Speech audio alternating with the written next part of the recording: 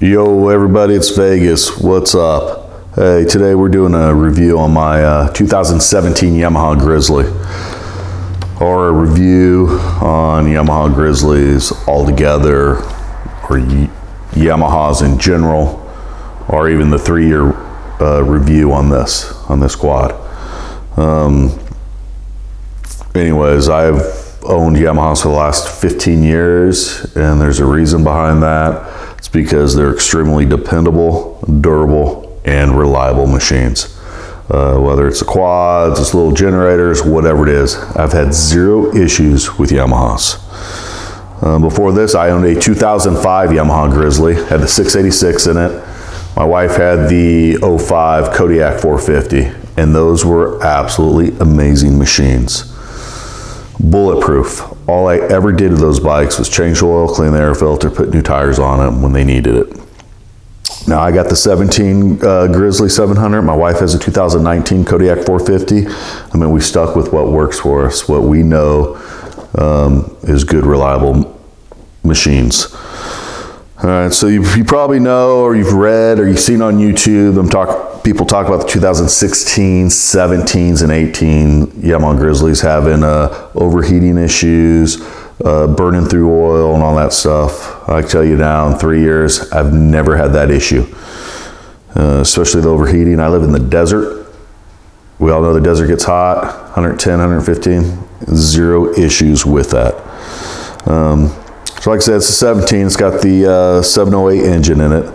It's got outstanding low end torque, pulls great from the low end all the way to the mid range.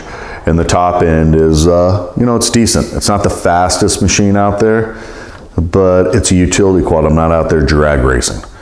We're up in the mountains, whether the Paiute Mountains up in Utah, out through the desert here in Nevada, or in our mountain range.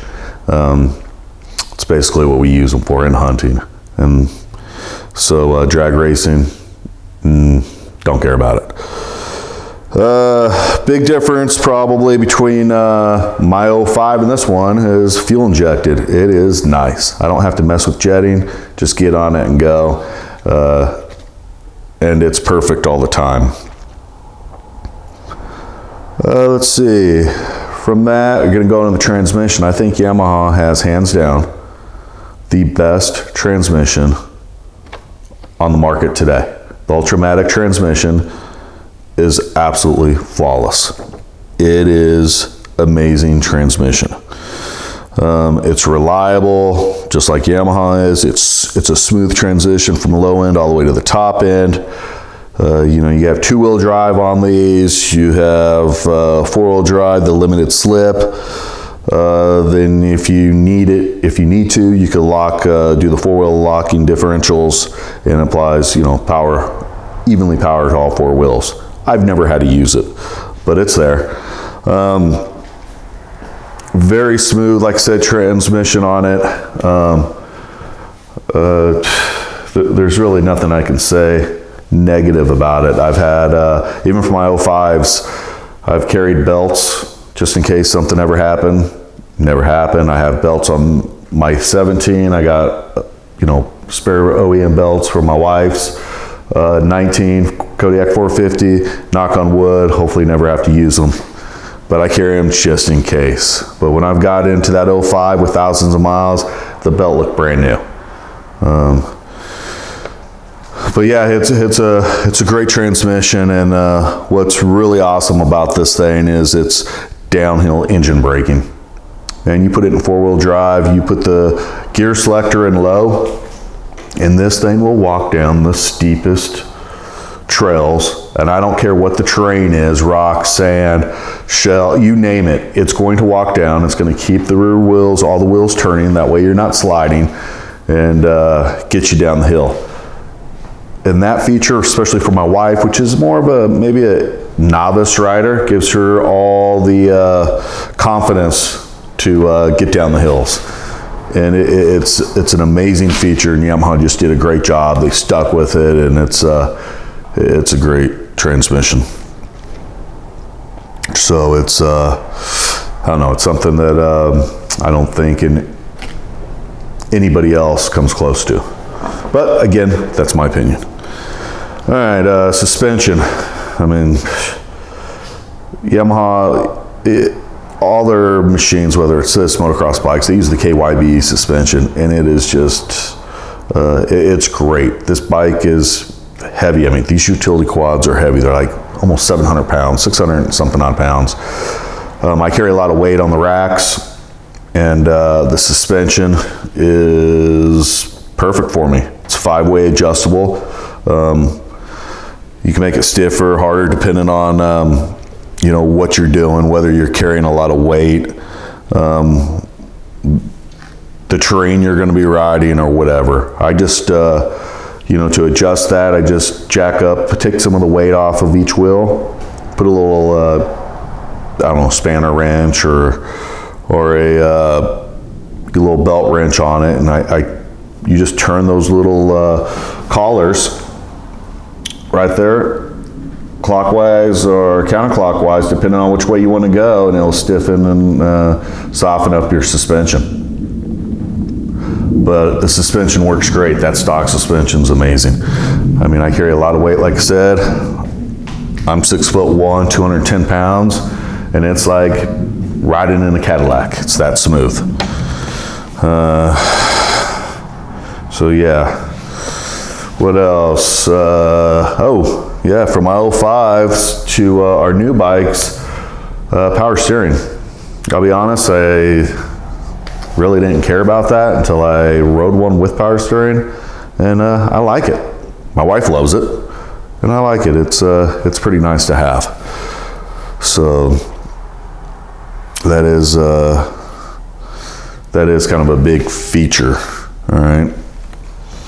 What else? Going into, oh, I'll tell you another thing that Yamaha finally did, LED lights up front. Super nice, really bright, got high and low switch on it. The only thing I wish Yamaha would have done was the light on the steering bars, or the handlebars. Wish they would have made that LED also. It's halogen. Why they did that, I have no idea. But that's a super nice feature compared to my 05, because if you're ever in a situation where you got the bars turned to the right and it's dark out, you want to see where your hands are turned to, your head's looking in that direction. You want to have light there instead of just light coming off the front of your bike pointing into nowhere. So that's a big feature. So I just wish they were LED front and back. Has the Warren winch on it. Never had to use it, but it's there. So yeah, I don't know what to say about that because I've never used it. Let's see what else. Oh, the racks. You know, they, like I said, I carry a lot of weight. That front rack will hold like 110 pounds. The rear rack holds 198. I think I'll probably do a review on some of these bags I have. Well, the front one I can't do a review. It's made by Quadra. They're out of business. This one's like the Bazooka, the best bag out there. So if you guys want the best bag, look on Craigslist, look at eBay, OfferUp, try to find someone that has one of these bags. You will not be disappointed. They are waterproof, dustproof, just an amazing bag. They even have an attached cover that's zipped onto the back that you just fold over it. Just gives you that little extra waterproofing, just in case you're going to be in if it's raining all day and you're going to be out in it all day, it's going to keep your clothing dry. That bag is awesome. I highly recommend it. And then I will probably do a review on this back, they call them loungers, but actually everyone buys them to have the second seat for a passenger. But I think for liability, they call them a lounger. This is the Black Boar, they call it rear lounger. And yeah, I'm probably gonna do a review on this later. And with the foot pegs that I got on this thing, which I think is super nice. They fold out of the way, and when you're ready for them, you just pull them down. And someone has some, you know, they got some place to put their feet. So that's really nice, but we'll do a review on that later. Plus maybe what I pack in this thing. When I do the review, I might just unpack everything I have in here. let you guys know what I carry when I go on a long trip. Maybe I'll find stuff I don't need anymore. Maybe start thinking of things that, oh shit, I wish I would have had this, and I'll put them in there. But so far it's been a good little lounger. So let's see, what else? I don't know, Yamaha, I'm gonna tell you right now, this is my opinion only, and it's only from owning Yamaha. Never owned anything else as far as a utility quad. But we camp with a lot of people that have probably, if you add up everybody in our camp, we represent every manufacturer out there. Everybody has their own brand. Everybody, you know, is partial to whatever serves them right. Maybe the only thing that I'd like to try, if it wasn't a Yamaha, I'd probably try that Suzuki King Quad, the 750. So far when we go out on trips, I haven't seen that quad have any issues either. They did have a rear rack brake, but I think he had too much weight back there. But as far as everything else, no. There's really nothing else I'd get on. I mean, Hondas are good bikes. People love them. I would just never own one. It's the company. It's horrible. If you ever have to deal with Honda, you'll probably switch brands too. We have a 2017 Honda Pilot. It was in the shop 11 times. I had to call Torrance, California and deal with them with their customer service about this lemon of a vehicle that we got, and they treat their people like crap. So we'll never own a Honda. They're not getting my money. Yeah, compared to like my wife's 2019, her Kodiak 450, man, that thing's got no storage. This thing has plenty of storage. Got a waterproof little container up here. We have storage on top of the gas tank and a little bit of storage in the back. That thing is not even close to being waterproof or dustproof, so whatever you put back there, make sure it's in a bag. Yeah, I keep my bike stock. I think the reason why these things are so reliable is because of maintenance on them. I mean, any brand, as long as you maintain them, they're gonna run good, but I'm a little anal when it comes to mine. I change the oil after every ride, clean the air filter.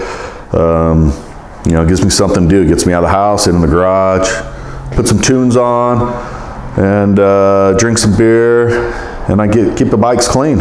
As you can tell, I keep them well maintained. I'd rather find an issue here in my garage than out on the trail. And I think also the reliability and dependability comes from keeping it stock too. I don't know, the day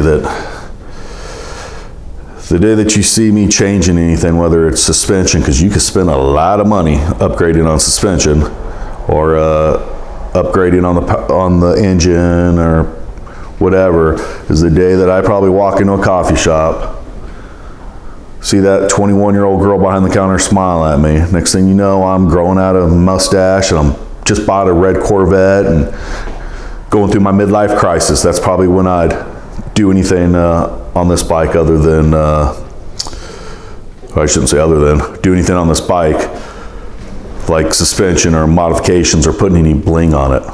That's what I think keeps these things running the way they're intended to. So anyways, yeah, there's nothing else. There's really nothing negative I could say about these bikes at all. I'm going to do a review on this Titan stand, because little issues, I kind of wish I would have did an unboxing, but once I went to the hardware store, got the missing parts that I needed, it's been awesome. So, all right guys, anyways, that's it. Any comments, leave them below. And remember, have fun, ride safe, and live life. See you boys.